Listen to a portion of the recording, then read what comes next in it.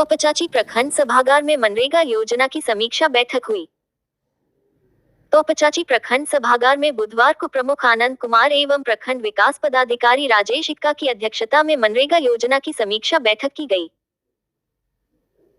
जिसमें तोपचांची प्रखंड के सभी मुखिया, पंचायत सचिव, ग्राम रोजगार सेवक, कनीय अभियंता, सहायक अभियंता, प्रखंड कार्यक्रम पदाधिकारी तथा ब्लॉक प्रोग्राम मैनेजर आदि उपस्थित हुए।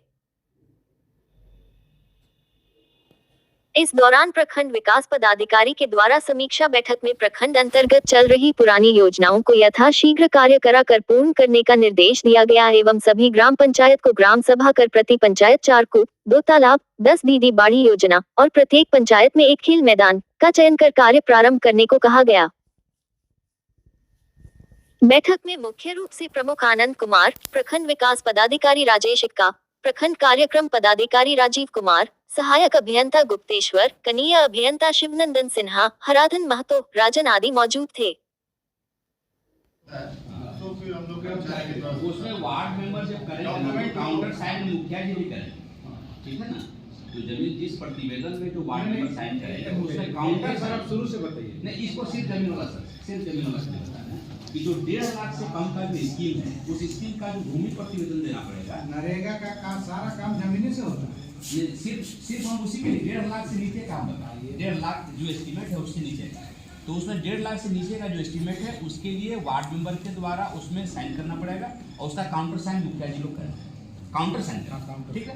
और उससे ऊपर 1.5 लाख से ऊपर का जो एस्टीमेट बनेगा, है ना, उस एस्टीमेट के लिए वो 5 लाख तक का जो एस्टीमेट बनेगा उसके लिए कर्मचारी के द्वारा वो भूमि सत्यापन प्रमाण पत्र चाहिए और सीओ सर भी देंगे उसके लिए प्रमाण पत्र, उसको उसमें अटैच करना पड़ेगा, ठीक है। लेकिन उसके पहले का जो प्रोसीजर है उसमें ग्राम सभा है, ग्राम सभा के बाद जो लिस्ट में आता है प्राथमिकता प्रायोरिटी बेसिस पर, जिसका प्राथमिकता सूची में जो ऊपर आता है उसको लिस्ट में ले लेना है, उसको फिर रोजगार सेवक के और पंचायत सचिव के माध्यम से वो लॉगिंग में फिर एंट्री होता है। एंट्री होने के बाद जेई लोग के लॉगिंग में जाता है।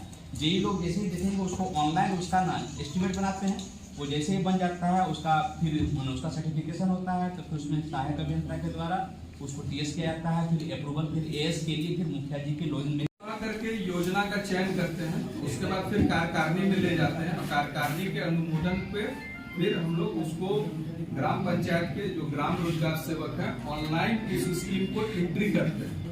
अमुक नाम से चैनल से, हाँ, अमुक नाम का जो है फलना योजना, जैसे किसी का आम बागवानी है तो किस गांव में वो एंट्री कर दिए।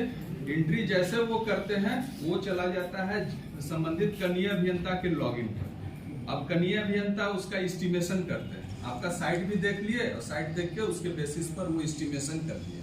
अब जैसे वो एस्टिमेशन करेंगे, फॉरवर्ड करेंगे, वो यही साहब के पास चला जाएगा टेक्निकल सैंक्शन के लिए, और टेक्निकल सैंक्शन करेंगे, ये फॉरवर्ड करेंगे तो मुखिया जी के लॉगिंग में अप टू 5 लाख। अब 5 लाख से ऊपर होगा तो वीडियो साहब के लॉगिंग में चलेगा। योजना देना ये क्या, तो आप दोनों कहीं पंचायत में पंचायत का बॉडी है वो सैंक्शन करे। आप ही दोनों के चलते रोजगार सेवक का नौकरी बचेगा ये बोल रहे हैं साहब, आप कहाँ फिर पीछे जा। पेमेंट आप नहीं करिएगा, स्कीम में दीजिएगा तो उसको पेमेंट कैसे आएगा? आपका रोजगार सेवक को पेमेंट मिलेगा कि नहीं मिलेगा या आप पे निर्भर करता है। मतलब आप लोग तय करेंगे, उसका भविष्य आप तय करेंगे। उसको जीना है, उसका परिवार को चलाना है कि नहीं चलाना है तो आप तय। हम बोल रहे दूसरा बात, इससे रोजगार सेवक पंचायत सेवक भी है। पंचायत सेवक को आपका है ना, पंचायत सेवक है लेकिन उनका वेतन नहीं रुकेगा। पैसा जो 6% देना है उनका जो ही होगा अर्जेंट होगा उसको पंचायत सेवक का भूमिका 100% स्कीम सैंक्शन करके करवाने की बात लेकिन इसके लिए हम लोग एक उपाय ढूंढ सकते हैं कि बड़ी परिवार में मिल सकते हैं, डायरेक्टर से मिल सकते हैं, डीसी से मिल सकते हैं। योजना भी ले लीजिए, योजना ले लीजिए, योजना लेने में कोई दिक्कत नहीं है। सैंक्शन करने में क्या फर्क पड़ता है? सैंक्शन करने में कोई दिक्कत नहीं, जब चालू करने में क्या दिक्कत है? ठीक है, हम पहला जो सत्ता का जो मैंडेट निकलता है वो हम डाल देंगे, ठीक है, डालेंगे, मजदूर काम करेगा, पैसा ही आया तो भाई वही मजदूर हम डाले, दोबारा आने को तैयार नहीं है 2 सप्ताह की, क्योंकि पैसा आप दे ही रहे हो, तब ना स्थान मिलेगा हमको बोलने के लिए। तो आप करिए, ये जो हम बता रहे हैं कि इतना इतना चाहिए तो इतना आप करिए।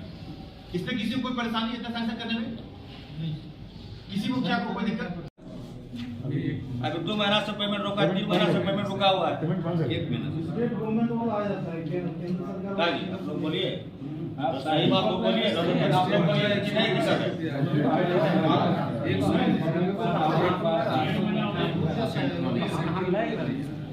चलिए देखिए भाई, ये तो हम लोग कुछ नहीं बोल सकते हैं। इसको सबको पता है कि भाई ये चाची के लिए केवल ये बात नहीं है कि वहाँ पेमेंट इसका बहाना हम नहीं कर सकते। सीधी सी बात बोलता है भाई, आप टुंडी में देखो, आप टुंडी में 100% और यहाँ मेरा 53%, 33%। तो कहाँ तो टुंडी कहाँ, क्या अमेरिका में नहीं रहता है ना भाई, यही नहीं रहता है। पेमेंट तो उसको भी जा रहा है ना वही सिस्टम से जो हमारे सिस्टम में जाता है। तो ये एक्सक्यूज हम दे नहीं सकते, जहां देते दूसरा आ जाता। मिनिमम 10-10 हमको चाहिए हर एक पंचायत से। मेड़बंदी 10-10 अनिवार्य, उससे आप जितना ज्यादा कर सकते हैं कीजिए, कोई दिक्कत नहीं। कुआं 4 चाहिए हमको और तालाब 2। इतना स्कीम आप हमको दीदी बाड़ी और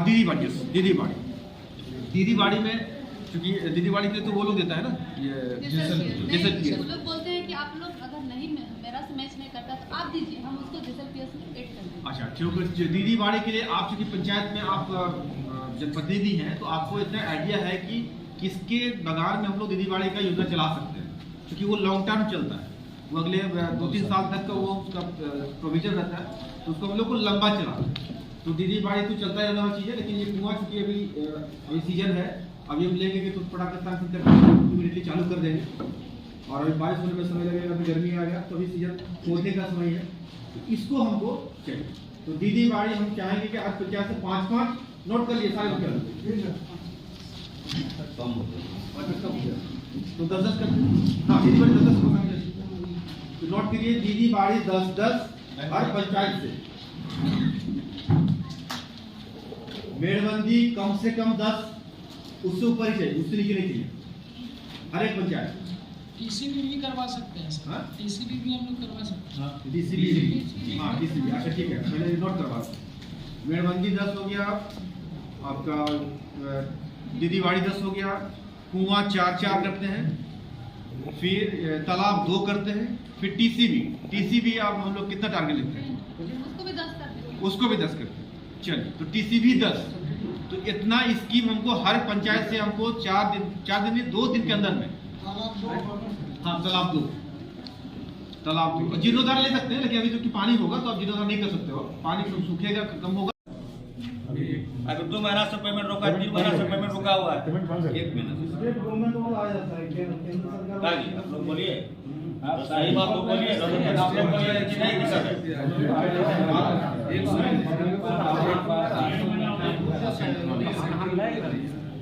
चलिए देखिए भाई, ये तो हम लोग कुछ नहीं बोल सकते हैं। इसको सबको पता है कि भाई ये चाची के लिए केवल ये बात नहीं है कि वहाँ पेमेंट इसका बहाना हम नहीं कर सकते। सीधी सी बात बोलता है भाई, आप टुंडी में देखो, आप टुंडी में 100% और यहाँ मेरा 53%, 33%।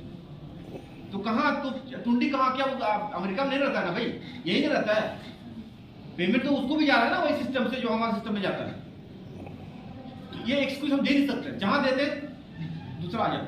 सभागार में उपस्थित हमारे वीडियो साहब और प्रमुख की अध्यक्षता में सभी मुखिया, पंचायत सचिव, रोजगार सेवक के बीच में मनरेगा को लेके योजना चयन करने के लेके निर्देश दिया गया है, जो सरकार की महत्वाकांक्षी योजना है कि लेबर यहाँ से पलायन नहीं करे।